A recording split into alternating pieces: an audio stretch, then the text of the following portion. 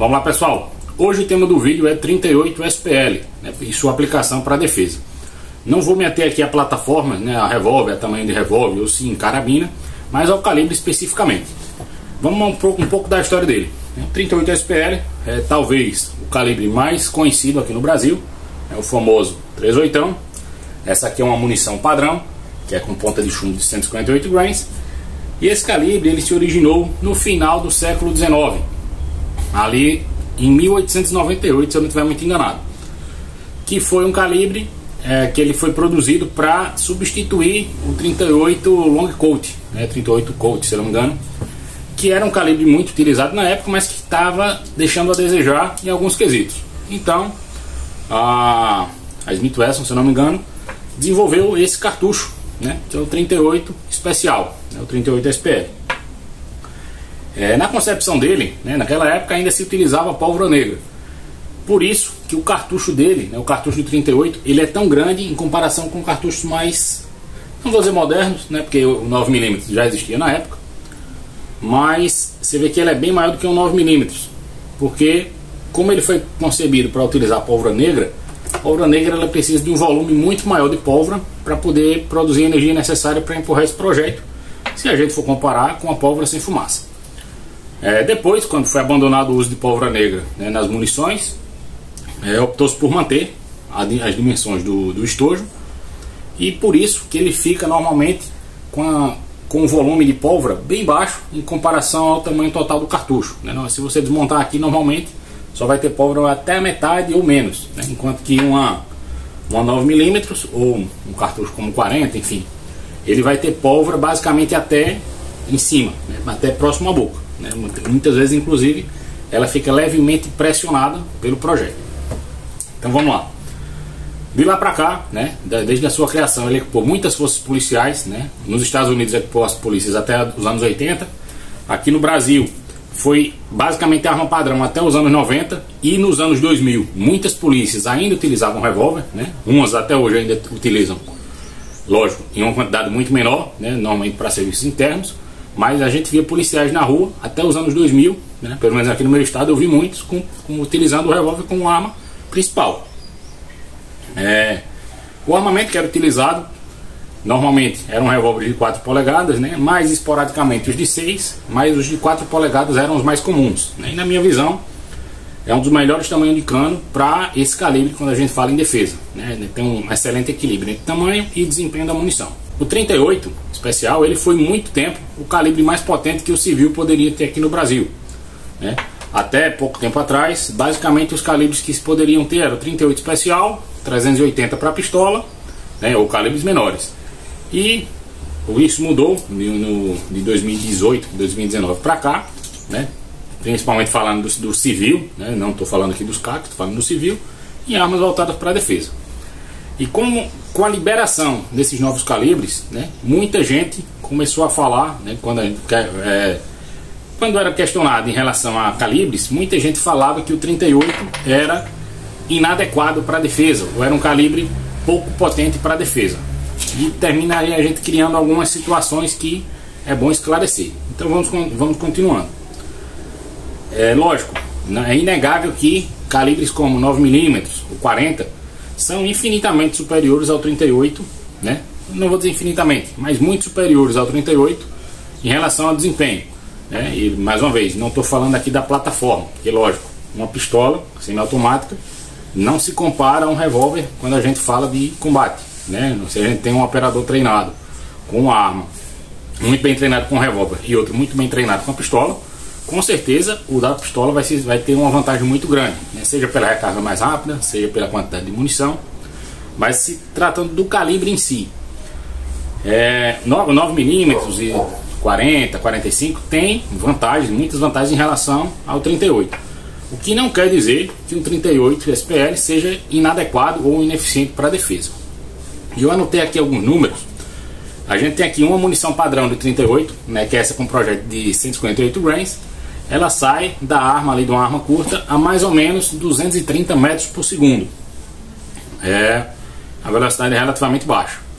Enquanto a munição padrão de 9mm, a Full Metal Eject, de 124 grains, ela sai em média, deixa eu confirmar aqui, a 330 metros por segundo, né? Uma velocidade consideravelmente maior.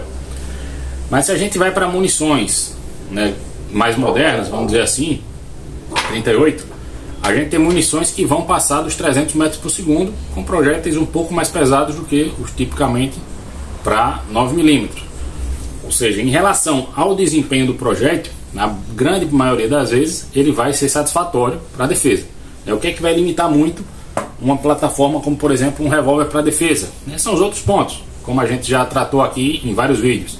Questão da baixa capacidade, questão da dificuldade na recarga de um equipamento desse, mas em relação ao desempenho do cartucho em si, para efeitos terminais, né, utilizando a munição correta, naturalmente, ele vai ser muito satisfatório, né?